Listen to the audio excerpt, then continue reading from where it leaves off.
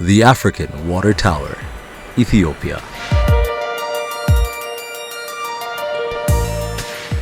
Ethiopia is endowed with 12 cross-border rivers and many tributary rivers and lakes. This is why she is given a name, the Water Tower of Africa. Nevertheless, this status has not benefited Ethiopia in any meaningful way.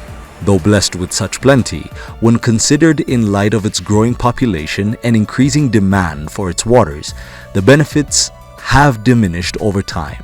Due to deforestation, Ethiopia is experiencing rapid drought and vulnerable to adverse climate change.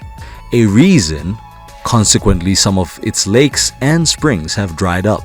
Take for example, receding lakes and those filled with soil residue and water hyacinth.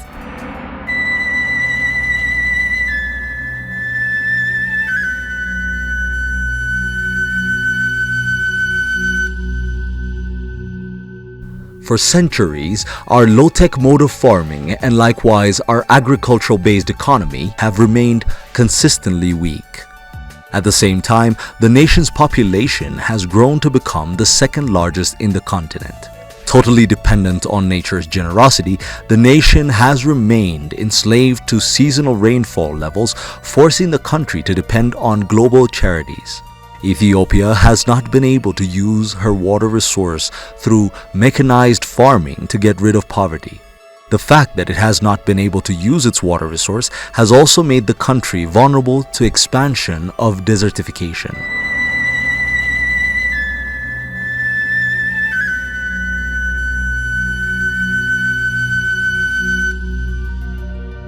Because of the degradation, Ethiopia is experiencing, the attempt to take advantage of its plentiful rivers has been difficult due to heavy and deep soil erosion and resultant residues.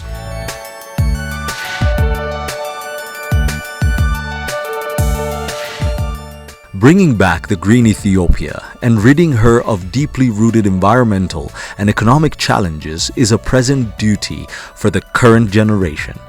This is why every Ethiopian is called to participate in this historic Green Legacy campaign.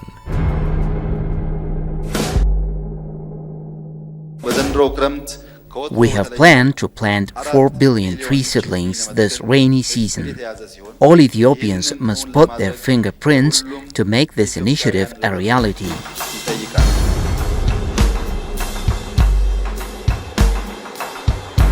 We're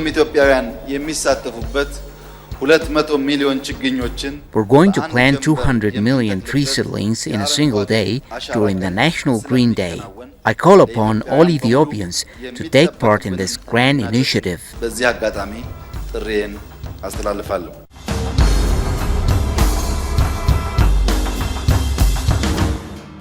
The national campaign is here for every citizen to heed. Last year, 4 billion trees were planted under the same Green Legacy campaign. This year, in 2020, the goal is upped to 5 billion trees.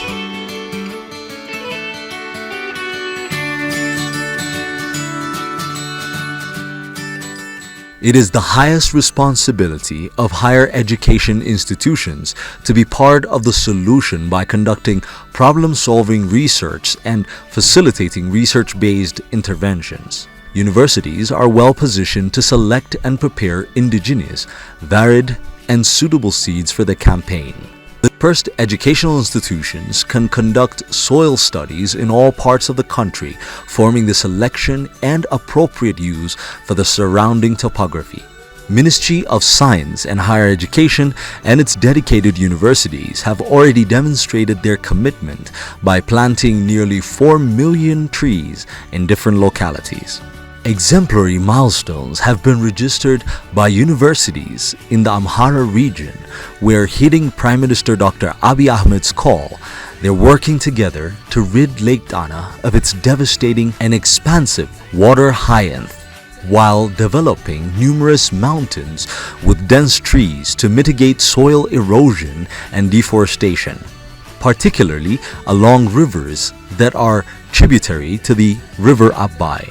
For an entire month, These universities took part in the Green Legacy campaign by planting thousands of trees at, among others, Guna Mountain, Choke Mountain, Beza, and the infamous Samin Mountains National Park.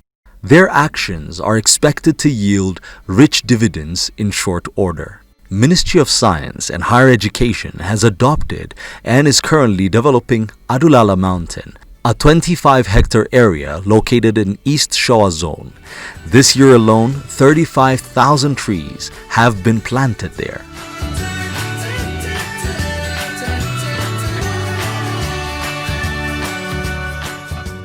Other higher education institutions have similarly taken the responsibility of developing large pieces of land locally by planting trees and preserving areas from animal and human intrusion.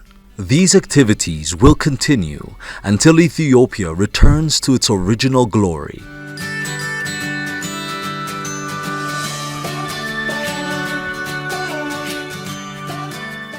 Where its lands and valleys turn green again, when reforestation succeeds, when the landscape returns, Ethiopia's climate will get better.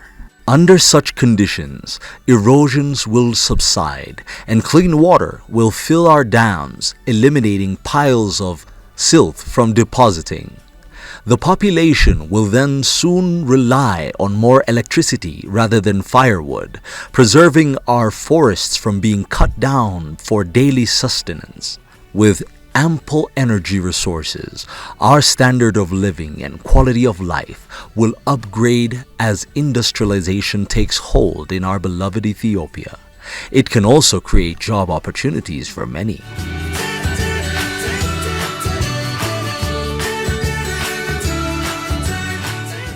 Once our hills and mountains are covered with dense trees, our agricultural industry will transform using modern energy sources. Ethiopia will no more suffer from drought and famine. Farmers will be enabled to use advanced irrigation systems to harvest twice a year, even 3 times a year depending on local conditions. Ordinary citizens can then enjoy the fruits of a strong and sustainable national economy, thanks to additional Renaissance dams that the country will be able to build. This is why we must all participate in the Green Legacy campaign by planting and cultivating trees and plants where we are.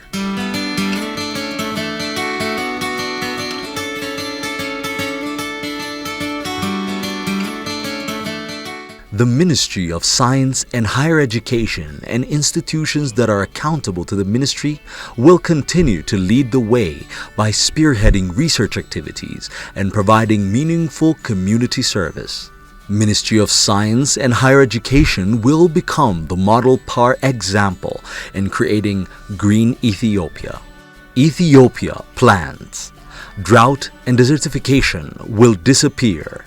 Erosion will end. Ethiopians will enjoy the successes of their great Renaissance dam. Ethiopia's endangered indigenous medicinal plants will flourish once again. Fruits will be plentiful. Our most vibrant flora and fauna will bountifully sprout over our precious land. Using all water resources, Ethiopia will return to be the real water tower of Africa. Ethiopia plants and will become green again.